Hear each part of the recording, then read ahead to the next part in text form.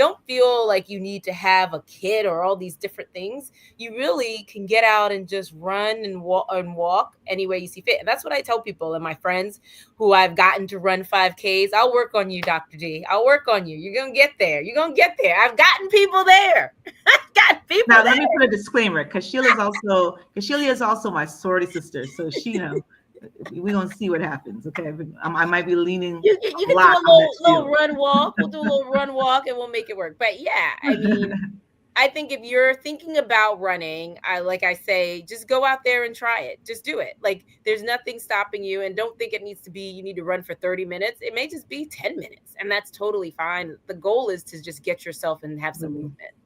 Sounds great. You can hide, Dr. D, but you have to run with us one of these days. Listen, I want everybody to be a witness. If I'm dead somewhere in Pennsylvania or New Jersey, you know who caused it. Tell my mom and dad, okay? Because they will say never, right? and what I say to people is, they say, "Oh, I'm not a runner." No. Let me qualify that. You're not a runner yet. Okay, so Dr. D, you're not. We're going to get into some of the medical things on that in a minute. Don't worry, I've got you, Dr. Bowie. All right. I want to say hi to Dwight Williams. We're not sure where you're hailing from, but good evening to you. So, Dr. Bowie, since you're taking me there, I'm going to take you there, okay? Uh-oh. So, I love that you are a ultra marathoner. You're probably a triathlon decathlete. I don't even know if I have all the things. But you are all that. Tell us a little bit about how you run, and then I'm going to throw a medical question at you. Yes, that's a great question. It's a transformation story. For me, at the beginning, it was running for my life essentially, because I was diagnosed with prediabetes, and I have a choice of taking a pill or changing my lifestyle, right? And as a pharmacist, I know how drug can be a double-edged sword. So I chose the alternative, the healthier alternative. That's how I started running. But when I started running, it was a different mission. And then I got hooked into running. Sheila might know about this because she's doing one of the major Berlin Marathon. Which is amazing. That is a major. And it's addicting because you once you accomplish a marathon, what I say to people is, you are half crazy if you're able to run a half marathon, and you're certifiable crazy when you run a full marathon. It's a bug that you can catch, and at that point it's neuroplasticity, which means that our mind changes. At that point, I never imagined I could even run a half marathon, and here today I've accomplished a lot. And everyone, when they're on that journey, you will accomplish things that you would never imagine. And so your brain changes. I'm sure I imagine being, please resuscitate me back to life. So at that point, when I was hooked on running at that point was the performance things. I was trying to run faster. I'm trying to run as many marathons as possible. And that was my high. But as I keep on running, now I'm transitioning to a different place, which is, it's great that you have the performance running, but at this point is the second part of running for my life. And this part is running for my enjoyment of life. So at the beginning is how to live longer, how to be healthier.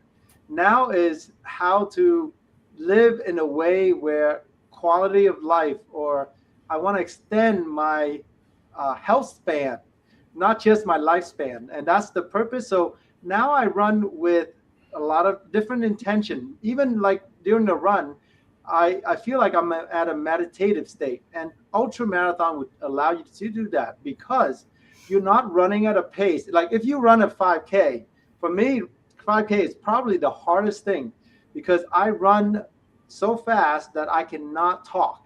I cannot even talk to another person, right? Because that's a different pace. When I run a marathon, I can talk to somebody while I'm running. But when I'm running an ultra marathon, I really take it all in. The nature being present and running at a slower pace because we have a lot of distance to cover. So that's my running career, so to speak, in a nutshell. I'm going to ask you a medical question, but since we have Omani Viney joining us, welcome, Omani.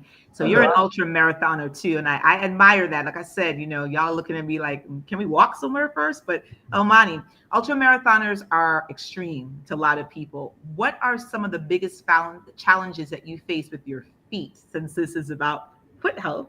And then I'm going to bring Dr. Bowie in to comment on some of the medical aspects of that. You run with a group of people. You can tell us about that. What are some of the things that you think your feet and ankles feel? Elmani? Thank you for that, and hello everyone. I would actually say that it is challenging because you're on unbalanced terrain. Mm-hmm. When you're an ultra marathoner and adding in a trail runner and a mountain runner, you're over rocks, you're over roots, you're over all of those things. And so what happens is that you have to be cognizant of the type of running shoes that you wear. Because if you have incredibly sensitive feet, if you're always unbalanced there, how it's affecting your plantar, how it's affecting your heel, your foot strikes, all of that can leave your feet very sore. When I finished a race, and actually even with some training, sometimes I get foot cramps. Sometimes I have difficulty taking off a sock or taking off a shoe because my feet will cramp up. Mm-hmm. So those are some of the challenges. And then if I could just say this also, and then you also have to watch your arches. One thing right now, I'm recovering from quadricep tendonitis that happened because of an imbalance that I had in my left leg. Why do I have that leg imbalance? Is because my left arch was incredibly weak, Mm-hmm. right? And which was another part of the problem. And then when you're an ultra marathon and you're training, you're putting on so many miles, you don't necessarily see it. But once you build up mileage after mileage after mileage, because I was averaging before my last race, the race I was supposed to run that I had to pull out of, I was averaging anywhere between 150 to 200 miles a month of running. And when you're running with a very weak arch and foot strength, that can come back to haunt you, which it did for me. So those are some of the challenges that you have. So let me throw it at Dr. Bowie. So Dr. Bowie, now we're going to talk the medical. Let's get down and dirty. So tell me, Dr. Bowie, what are the most common, and I will comment accordingly of what I see, but what are the most common foot and ankle injuries you see in runners? We heard Omani's story. And then talk to me about some sneakers that you like. All right, Dr. D, that's a very good question, Elmani. I think you're pointing out a lot of the challenges that long distance runner faces, right?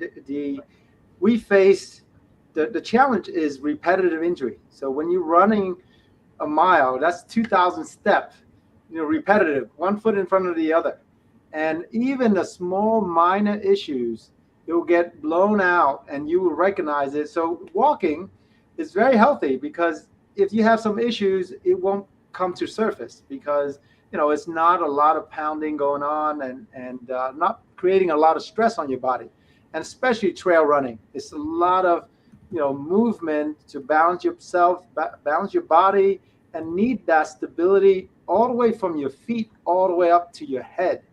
So one of the very common injury in people that run is tendon ligaments, right? That's what keep us springing, bouncing. And in the foot particularly, and this is, I address a lot of foot, ankle, leg issues.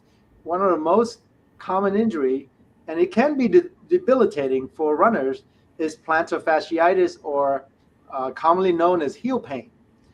And so that's one of the most common, and one of the reason that people get that because they have weak arch, weak foot muscles. So that's one of the things, and if you don't work from the foot all the way up, meaning the start from the foundation, what other issues that you can see is it manifested in somewhere else, like your quads, your hip, your knees. Actually, your knee is one of the things that take the brunt of it if you are compensating from a foot condition. So some people have plantar fasciitis. They change their form. They run in a different way that start hurting their knees. Yeah. So, those are the things that are all related to this repetitive type of injury. And I would say in all the running injury that I see, plantar fasciitis is one of the most common and one of the most challenging to address because we have to address from multiple angles. I agree.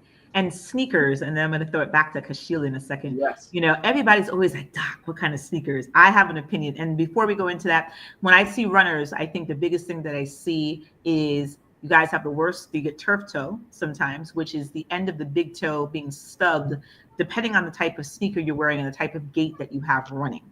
Or the type of for the gait, meaning the type of way people are running and how their heel then toe strikes.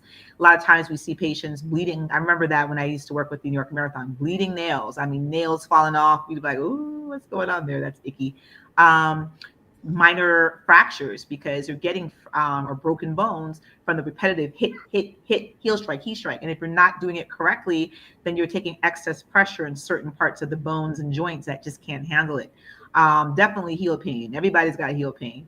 Again, same reasons. And then the arch pain, which is posterior tibial tendonitis, a tendon that inserts into your arch and goes up into your knee. A lot of times flat-footed people versus high arch, your strike and the type of shoes you wear should be different to compensate or help for that way you are. Otherwise, you're going to have those problems. So Dr. Active, Dr. Bui, what are your favorite sneakers? What would you recommend to the public? So that's a really tough question because during the transition, so when I was a new runner, my feet were not very strong. So I needed stability. I need a lot of support. So this is what I recommend for new runners. And of course, you have to start working on those muscles within your feet as well. And you can look it up, online and to see all different exercises, because when we go to the gym, we all work on the bigger muscles, but we don't have an opportunity to work on the smaller muscle in the foot, which, create the stability for your running. So I do recommend more supportive and protective shoes, sneakers. So the one pair that very popular brand is called Ultra, Lone Peak for trail running. I really like those. Mm-hmm. But the Hoka also make good trail running shoes as well, very cushioned for new runners. Now, as you progress, as your feet get stronger, then you don't need as much support as if you're at the beginning. So minimalist type shoes you can handle. Your feet get stronger, you don't need to rely on the shoes anymore. So then you have the natural shaped shoes, and some really strong runners can get into shoes almost like barefoot type of shoes. Which is what people try who have never run before and end up in our office about to die. Yes. They're like, "Oh, I saw that, I'll use it. Elmani was running in them, or are you Elmani? Do you ultra? That's right. So if you start off with a better sneaker first, if I knew it, because you're going to be supported sneakers, protective. So protect your feet from the rocks, the roots, all the things that can injure your toes, your feet. So that's my approach for a recommendation for a runner from beginner, intermediate, and more advanced. They can try, different things that help them run more efficiently. I agree. I like ASICs for some of my runners. I know patients are like diehard on some of the ASICs. Hoka has come out newer. People like that. There's some of the Nike brands. New Balance has always been a staple because New Balance can accommodate custom inserts, the orthotics. And that's one of the things that we like for the American Podiatric Medical Association. So if there is a discrepancy in the way you roll in too much, which is pronating, or you roll out too much, which is supinating, or you have an antalgic or a gait that's not right, the orthotics are the only things that really can compensate for that. And, New Balance is one of the better sneakers to be able to handle that insert. And Hoka, I would say, is another one. So with that being said, I'm going to throw it back because Sheila still want me to run. And I told you all she's my sorority sister, and I'm still giving her the bombastic side. However, since you're saying that, we talked about, Black Girls Run. what role does a community like Black Girls Run play in long-term health and wellness? Because we're seeing a lot of running clubs coming up for a variety of people, for couples, for singles, for being Black, for being Asian, for being, maybe just, where you live. And like we have, when Elmani takes us on our trail walks for West Orange, what do you think that these community-based running groups or even, corporate-based running groups are doing for the community? Yeah, I mean, I think one of the things I think is important is representation, right? I think it's all very important. And obviously in your fields, both of you are doctors, seeing people who look like you doing what you're wanting to do or looking to do is always really important. So I actually feel like those community groups are great because I think the more that people can see people like them running or walking or doing movement, the more encouraged that they would feel and the more that they feel like it's something that I can do. And I know that was really important to me. When I started running, I was just running. And then I saw through Black Girls Run, women that I met were like, I just ran a marathon. And I'm like, ooh, I don't know if I would ever do a marathon. They're like, you could probably do a marathon. And I was like, well, if they can do it, maybe I could do it. And so, it is really important. And I love the community of the run clubs. I recently did a 5K with Peak and Pace, which is a Brooklyn run club that's all about, I'm Jamaican. Shout out to heritage. Big up to the Jamaican. Exactly. All about Caribbean heritage. And it was an amazing experience. It was different than when I run with Black Girls Run, but it was just a great experience to have just those different types of community groups to run with for those different types of ways you want to feel. And like I was running with my flag and it was just fun, right? So I think, they're really important to make the running be very inclusive. I think, sometimes people say you're a marathoner, you're the 1%, and that kind of does feel like exclusive. And I love that these groups are here to make running at whatever level you do it, whether you just walk around your block or you're going to run like an ultra marathon, feel like it's something that you could do for yourself for whatever reason. So I love them. And I think the more, the merrier. People have to find what works for them. Sounds good. So I'm going to go into Elmani and then Dr. Bowie, I'm going to make you answer this question. So Elmani, I'm going to ask you this question. How do you prepare your body and mind for endurance running? And then Dr. Bowie, I'm going to ask you a medical question off of that. Go ahead, Elmani. Okay. Let's start mind first. And before you start, we just want to give a shout out. I see people are logging in. Thank you, Alma McIntosh. From TUCC and guests in Chicago. And Shannon Davis says hello. Continue, Elmani. Hi. Literally, mentally, it's two things. One, it's about keeping it simple, one foot in front of the other. Because the thing you have to be careful of as an ultra marathoner is, even in training, not even the race, but even in training, is you don't want to visualize the entire race. The brain does not know the difference between whether you've run or whether you're just visualizing it. So if you get caught up visualizing, if I'm out and I'm doing 20-mile run in South Mountain Reservation and it's 20 degrees outside, if I'm visualizing all of that, I'm already putting my body through undue stress. So my body just stressed out hearing about it. So. Yeah, so what I have to do is I simplify it. And then, but also what I do is I always remind myself and I give myself I honor and appreciate Mother Nature allowing me to run on its land. And I take the time and, I hear a lot of, especially African Americans say, I don't want to trail run. I don't want to do, all of that. And I feel for people because I'm like, you're missing out on some of God's greatest beauty. Like when I did my 100K, and people like, you did 100K. Let's go slowly through that. Say that to the public again. Say it to the people in the back. You did how much? 100-kilometer race. And it was a race at one time. So 100 kilometers is about how many miles for those who don't translate that one? Was 62.5 miles. Okay. And the 0.5 I'm crying about, he did an extra 62, so he's amazing. And it was great, but I got an opportunity to run through and under 13 different waterfalls. That's amazing. And and that's the part I think with trail that I wish people would take the time. Like, I've gotten the opportunity to be in some of the most beautiful places. So we talk about mind preparation. It's also about appreciation of being in that land. And then when you talk about body, with that is, and especially Dr. Blue, you talked about this. You're not out there trying to PR. Now, a race is different, but when you're training, you're out there really trying to just find your flow. You're trying to keep your body as less stressed as possible, as less tensed up as possible. And you have to absolutely, with ultra marathon trail, you gotta get your ego out of the way. Your ego can get you hurt badly. And so, sorry about that.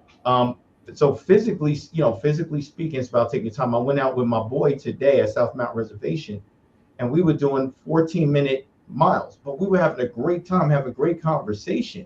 Can I run faster? Yeah, I can do, on trail, I can do 7-8 minutes a mile. Why? You don't need that. And the last thing I'll say is also the 80-20 rule. 80% of your runs should be easy. And I get worried with people, especially new, when they're always trying to PR their training runs. You won't make it to the race doing that. Good to know. Leave it there. So, Dr. Bowie, question for you then. Gait for everyone is the way you walk. So how can you explain how the way you walk and the way your body moves, biomechanics, how does that affect running performance and injury risk? Give us a little information on that.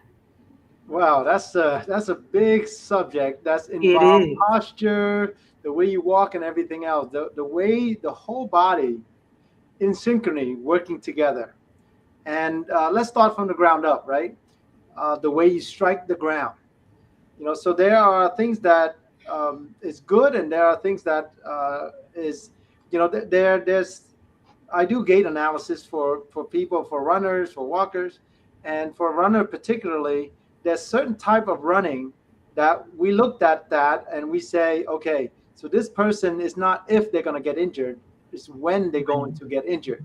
So the type of striking your foot on the ground, and if you're running and you strike your foot in a way that it looked like a check mark, right? You strike your heel all the way down and your forefoot is all the way up like this. What's the forefoot, sir? For those who are, I know what it means, but what's the forefoot? So the forefoot is the front of the foot, and the hind foot is the heel. So the back of the foot, the heel. Back of the foot, and if you strike heavily on the ground when you run, and you can have your own friend videotaping you or just recording you from the side, you will see this. If you're striking heavily on the heel, that force drives up all the way into your knee, and your body take the brunt of that shock. And it's not if you're going to get injured. The more you run, the more injury you're going to get. The less you run, maybe less injury. But that's the type of running that you don't want. So you want to avoid that and work on. And that's usually because of tight muscle, ligament, tight calves, tight hamstring, and things like that. So running is involving conditioning your body, not just getting stronger, but flexibility and posture.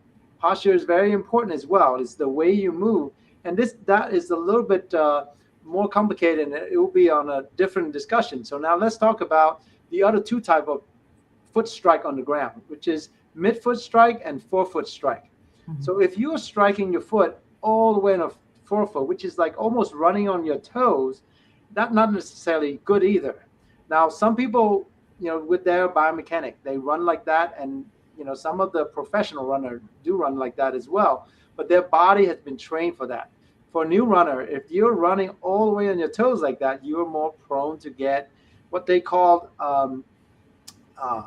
bone bruise in the joint below your toes.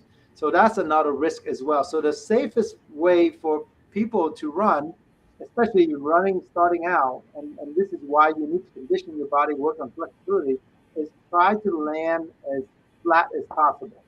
And this way it allows shock to be absorbed to your knee, your hip, rather than transferring that shock from your heel to your knee to your hip and all the way up to your spine. So that's very important in terms of how your body works in synchrony. Now, of course, we got to talk about the other aspect, but I think more importantly for this podcast, I think, we were talking about from the foot, from the ground, and the ground reaction force, that allow us to run and push away from the ground. Those are the important part in terms of helping your gait and helping your running more efficiently. I agree. I see even when we have patients in the office who will say, just let me see you stand. And you can see the pathology, meaning, as we talked about, the way their arches, sink or roll in, or they roll out, or they're knock-kneed for a letter, which is the big word is called genu valgum, or they're bow-legged, genu varum, or they, look like a stork with their legs backed out, genu recubatum. We notice all that. We watching you. Some of that, people think is cute. And I'm like, not necessarily, particularly if you're going to engage in something that's running. You got to correct those biomechanics or the way your body is. Otherwise, you will absolutely be injured. Quick shout out. I see who is saying hello to us. Oh, somebody's saying hello to Chantel Manning and saying hello. Almani and Kaushila.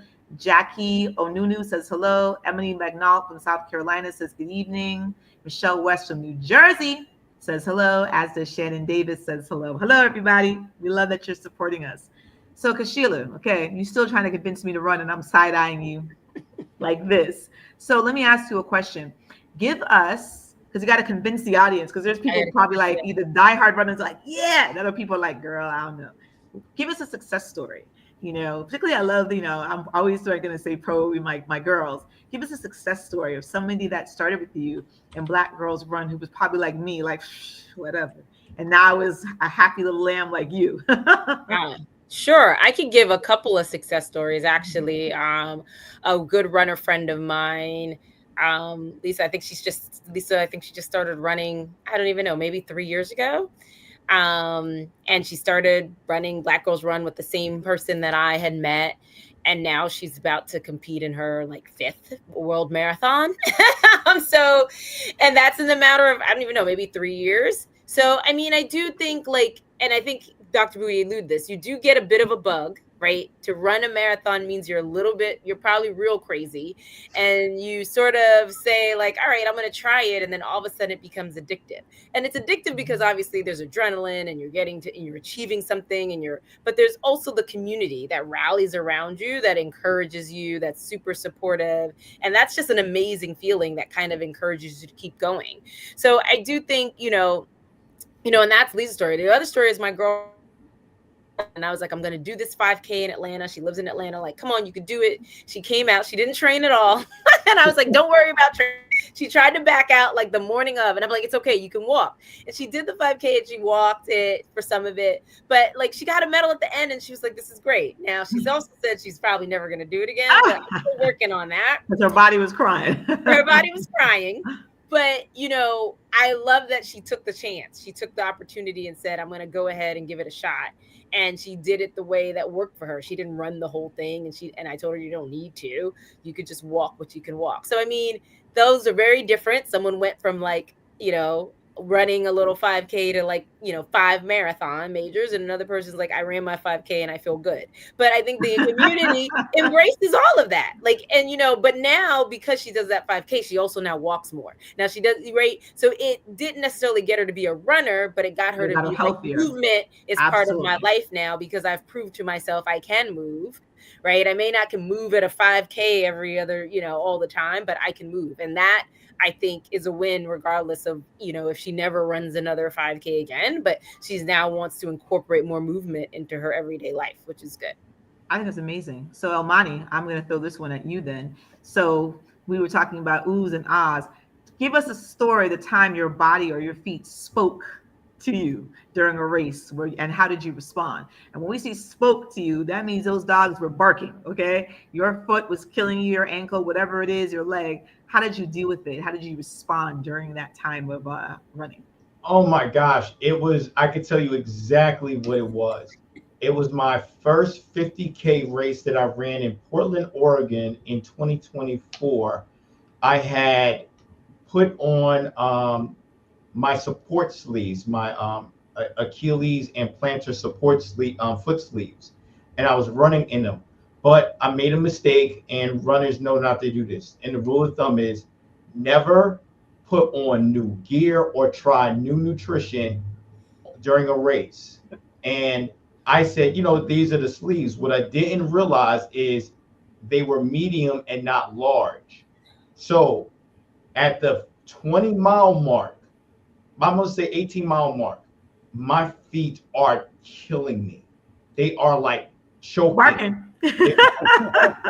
So I had to literally, I was like in great condition, but I literally had to sit down, take my shoes off, which was painful, take my socks off, which was painful, and then take the sleeves off, which was painful. But the damage was done, because even though I took all that off, it took me about 3 miles of limping and literally shuffling my feet. So instead of running like this, I was shuffling my feet for about good 2.5 to 3 miles just to get the blood flow back and just to get my feet back.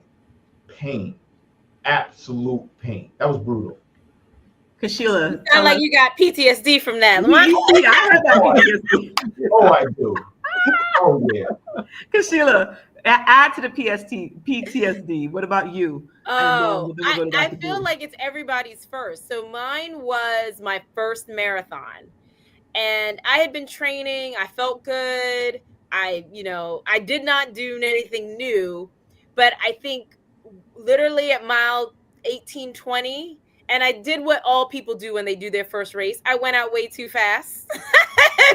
I went out way too fast, but I was like, oh, I'm excited. Your adrenaline's flowing. I'm running. And about mile 20, my quad said, you are done with this marathon.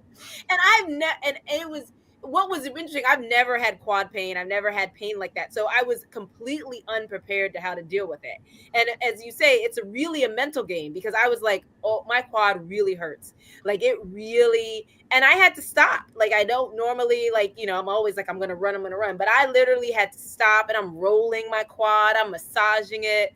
I look at my watch and I'm like, this pace that I was on, that pace, I had to say goodbye to that pace. And I just had to be like, I just need to finish. And it's so funny because when you look at, they do the race photos, like my first 20, I'm smiling at the camera, looking good. Like my race photos look amazing. I'm peace signing. Like mile 20 to the end, like I'm not even looking, I'm looking down on the ground. I'm not smiling. I'm looking like I just am like, I think I managed to muster up enough strength to be like, oh, I'm at the finish line. Let me actually look kind of good. But I will say that was definite. And everyone remembers, like I learned the lesson of don't go out too hard, too fast. Regardless of how well you think or how you train, something's going to come up. And at that point, it's just really mental. And you just have to say, okay, and be okay with making modifications. Like I walked some, I ran some. I mean, I never knew like 100 meters would feel so long. I was just like, how many more meters left? I was like, oh, but I did finish it, not at the time I would like, but I finished the marathon, and I learned that lesson very well for my next one. And I did not go out too fast the next go round, for sure. There you go. So Dr. Bowie, let me hear your sad. I don't know if you have a sad story, but if you do, share it. And then I have a medical question for you. Well, all I have to say is some of us have to learn it for ourselves rather than learn it from other people's mistakes. Kashila, I had the same experience I did with you and many people, experienced people I run with, which I should have taken the wisdom from them, telling me that your first race, you have to run slow at the first half at least. And just like your experience, I felt like, boy, I wasn't even running. My buddy was like, slow down. You can give it all at the end. And I said, I didn't feel like I'm running. I feel like almost like I'm walking. This is so easy. But you're right. At mile 18 to 20, and in running, we call that the wall. Yeah. Because I think there's a science behind all of this. Your stored glycogen is about, okay, now if you're going to use medical terms, you got to break it down for the people. Okay, so glycogen is stored energy in the form of similar to glucose in your muscle, your liver, and all of that, right? So when you expend all these, glycogen storage energy, and if you don't build it properly, and when you're new, you don't build it up properly, you run out and your body's screaming at you. You have to stop, otherwise you're going to die, or feel like almost you're going to die. And so that was my experience. It wasn't my quad, it was my hamstring. it felt like somebody took a knife and stabbed into it, and I could not run anymore. I had to walk. I had to stop actually and rub it down, and it was just so much pain. And then at that point, I'm like, I should have listened, but it was too late. I had to walk maybe 5-10 minutes. So that is one of those lessons that you will never forget for the rest of your life, and that help you become an experienced runner to minimize injury.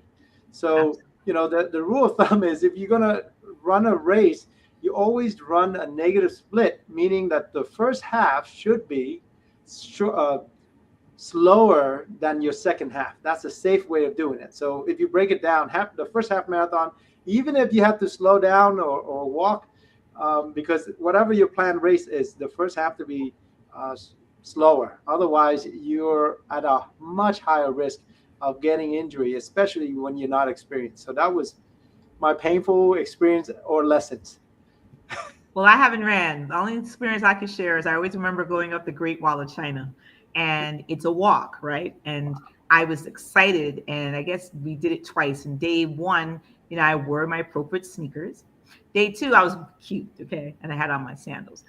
I don't know what happened, but I hit probably halfway point, and I was like, I'm going to die right here. They're going to see me from space, this little black dot going down the wall as they roll my body down. Because I was just like, I simply cannot, and Interior China had not seen African Americans. So here I am, natural curly hair that was reddish and couldn't walk. And they were just like, who is this person? Like, I was a whole anomaly. And everybody was looking at me, and I'm like, yeah, it's me. Hi, no, I can't, ni hao. I'm like, I cannot walk. And, these older people who walk all their lives up and down looking at me like, this little punk, It was so embarrassing. So with that being said, Dr. Bouey, this is important. And I think sometimes I've seen that in marathons where people do not look for the signs. Because I can do it. And then we have some medical issues. What are the early signs that runners should look for that signal that they need medical attention? That's a good question. And this is very important. I think Dwight Williams just had a comment on that. I'm reading right now. She talked about, or he talks about. He's running. We see you, Dwight. Yeah. Do it, Dwight. And he said, no, you don't want to have to hear me panting. Well, that's one of the early signs, right? So if difficulty breathing, and if you're running too fast for your pace, you will have difficulty breathing. That's the first sign. Listen to your body, right? Listen to your feet. So that is, your cardiovascular system has limitations. So when you're not able to catch up, that's when you're panting. And Dr. D, credit to you. Great Wall of China is in very high elevation. The air is thinner. So that's one. I'm thalassemia. So you can imagine, for those who are like, who? It's a type of blood disorder that you see a lot in Caribbean people, Mediterranean folks, where you're not getting as much oxygenation. So as you go to a higher level, it's worse for those people. And so I was like, I'm going to die right here in the Great Wall of China. And they told us not to go through like there's 7 gates. And if you go through the 7th gate, that's to Korea, and they would just get you. I'm like, they don't have to worry about me because I'm not even getting to the 6th gate. I'm right at the 6th gate. And I'm like, let me just wave to it. And the 7th, I'm like, it's off in the distance. So I'm good, North Korea. Don't worry about me. But you're right. The panting, that when you cannot get that breath, is a major problem for us, because we know that your oxygen stores are low. And that becomes a medical emergency eventually if it's not corrected. And yes, Anise Michelle says, listen to your body and your feet. Dr. Bouey, tell us more things besides that. I know patients get nausea. I've seen people throw up running, literally, and we're like, because either you ate too much and didn't have time, you didn't eat enough sometimes, and your body, all kind of things. I've seen the nasty of it, where I'm just like, yeah, you weren't properly ready for this race. So tell us about that, and about the foot and ankle and leg issues that are big signs that you need to stop. Yes. So the nausea and even vomiting, that's a tough one to gauge, right? Because like you said, if you have a big meal before you run, I mean, that's one of the things why I don't eat before I run, because of, you can run into those issues, and you might be perfectly healthy and you feel nausea and actually throwing up. But if you haven't eaten anything and you train well, and you push too hard. I mean, today I was training with a college student at a local college, and to try to keep up with them, I had to push myself hard, and my buddy is pushing even harder. At the end of the of the lap, he said, "Boy, I feel like I'm just going to throw up." Well, that's one of the signs that you're pushing way over the limit. You're talking about 95% of your limit. And you can do that for a very short period of time, not a long time. And when you feel like that, don't stop right away. My recommendation is walk it out. So you want to cool down a little bit to get your heart rate back to normal rather than stop abruptly, because you might not get up again. You might pass out because there's a reflex in the way our body works. So always, even same thing at the end of the finish line, if you see a chair there, don't be tempted to sit down, because I made that mistake and I got cramped so bad. And so that's the next thing. When you get foot cramp really bad, you cannot run through it. When you're getting a spasm, when you're getting a cramp, you can slow down, you can walk through it, but you should not running through it when you have a cramp, because cramping is your body saying like, hey, you're doing too much for what I'm prepared to do. Now, if you slow down, you choose to slow down, I will accommodate. That may go away, and not to push that pace again like that. So that's another sign and symptom. Another one is critical is when you feel chest pain when you're running. That's a big danger. Really slow down, walk, and be prepared to seek medical attention, or let the other people around you be aware of that. So that they know if you just fall down, they have to check your pulse, because that you can pass out. You can have a heart attack then, right? And men and women have slightly different. If you have, I think on women is pain going down their arm. Most men is the pain in the chest. So that's a big red flag to be aware. I hope that you don't have to face it, but once in a while, if you had a meal, depending on what you drink, sometimes indigestion can have similar sensations as well. So you have to be careful with that, but that's a red flag. Slow down and reassess yourself. That is a big red flag. This is something that can affect your life. So let's talk about this, Dr. Bowie, and then I'm going to give it to Kashila and Elmani to answer one of these last questions. What can runners do? Because it'll come to us and say, what can runners do to balance training intensity with proper rest and recovery to protect their feet? Because you might have those who are like, I can just keep doing it until they literally can't and come into your office boohoo crying. And then there's some people who, especially beginners, who might be like, this is not for me. I'm done. I don't want to do this anymore because it hurts too much. What would your answer be? That's a very good question. And this is critically important. So here's the question for everyone.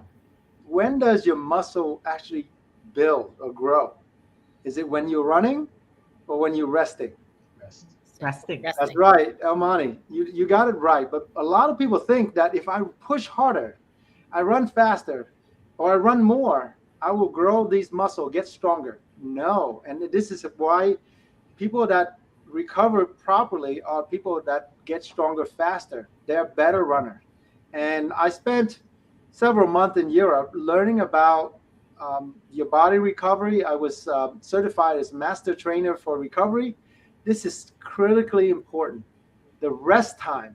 So for runners, most of us look for that adrenaline rush, right? Because Celia, you're smiling because we're all looking for that. But the time that allow us to grow, to get better, to get stronger is the recovery or the rest. And, that includes sleep as well. So that is very, very important. So, do it wisely. So there are things that you can do before a run, like, warming up properly, and after a run to recover properly, getting some massage or doing, currently I have and you see this in a lot of athletes, they have a compression sleeve to squeeze fluid from their leg after a run, or to go into these ice chambers and things like that. I mean, if you have access to it, great. If you don't, that's okay. You can use just something as simple as a foam roller or the massage gun, or just proper rest. And the other component of it is nutrition. We'll save it for another talk. But all those things, all those components are critical for you to get stronger and faster. And people think that during the pressing stage, which is running, pushing, is when they grow stronger. You have to do the work, but it's during the recovery, during the rest, that's when you get stronger. So for those that pick those answers, they got it right, a gold star for you. And keep that in mind, because that's how you minimize your risk of injury, and you don't have to come into the office and see us as often. Exactly. So I'm going to ask for some from Kashila and Elmani only, and keep it succinct because of time. Yeah. What I'll give ladies first. Kashila, what advice would you give to someone thinking about taking their running to the next level? Because you have beginner runners who are like, maybe I could go beyond a 5K, maybe I could do a 10K, or maybe I could try a half marathon. What advice would you give? And Elmani, the same question to you guys. Keep it short, sweet, and simple. I would say find a coach or a friend or a group and get a plan. I think if you really want to, when I was training for my marathon, I got a coach. I have a run coach now. And it just helps if you have goals, someone to help kind of guide you, particularly if you're new and you don't know.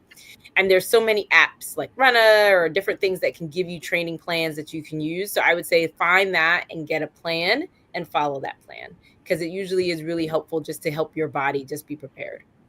I like that answer. Elmani, what would you say? I agree there.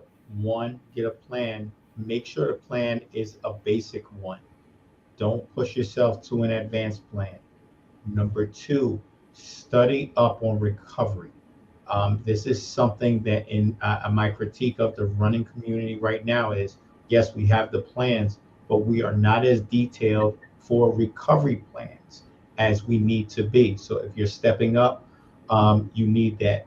And three, I do believe in running with a group, and make sure you're running with a group that is knowledgeable about running, because they're going to be egoless and they're going to understand. And more times than not, they're going to run slower during the training than faster. And that's the last thing. Even though you're moving up, still stay slow. Stay slow. I love it. This was a great discussion. We might go on to a part 3 because people are liking it. So we'll see, because I love this group. I want to say thank you to my guests and obviously to the participants and everyone who's watching. Give me your 30-second plug where we can find you. And we'll start always with the ladies first. Celia.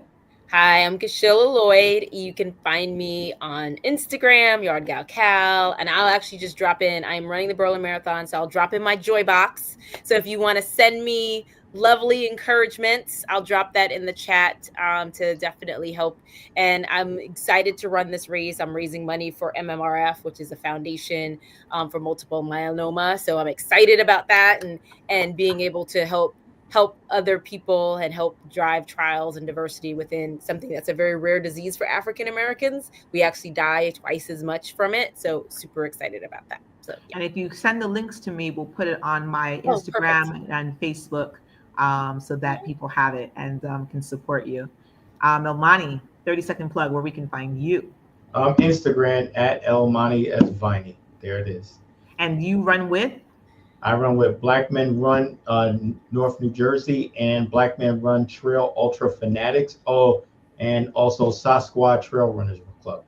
That's a whole lot of running. My knee just said, oh, Lord. Dr. Bowie, my colleague, my friend, where can we find you? Yes, thank you, Dr. G. Yes, I'm on Instagram and Facebook at Dr. Active. And I'm actually heading out to Kenya next month. Doing another mission. I was hoping to run in Nairobi, and I asked him ahead of time, the guide. I asked him if I can run at the Nairobi National Park, and he said, "Are you crazy? There's lions, there's rhino out there. You're gonna run." Unfortunately, I won't be running at the national park, but I'll look for a local route, to run there. But I'll be out there. So feel free to reach out, and I'm running that. I mean, I will be doing a clean water project and running a medical clinic in Oh, for the Maasai tribe, and Nice. I'm very excited about meeting these highest jumper in the world, the Maasai tribe. So I just learned something about that as well. So thank you for having me. Thank you. So, everybody, if you could put your information where we can find you in the chat, because then people will be able to find you. So, go ahead and do that if you don't mind. And my name is Dr. Cordai Dakota, board certified podiatrist. I am your host of the only talk show on Black.org dedicated to the lower extremity, where we talk all things foot, ankle, and leg and what's going on in your health. We are on the first Wednesday of every month at 7 p.m. through my website and through Black.org on YouTube, and of course, Talks with Dr. D. Talks with Dr. D. You can find me on Instagram, you can find me on LinkedIn, and you can find me on Facebook. And my website, Talks with Dr. D, which I'll put in this for you as well. It is my pleasure to have had you here today. And you always reach out to us. We're here to answer your questions. We're here all the time for you. That's what this is about. I look forward to next month. Remember, the first Wednesday of the month, 7 p.m. And thank you so much for your time. Everybody, leave a peace sign. Thank you. Bye, everyone.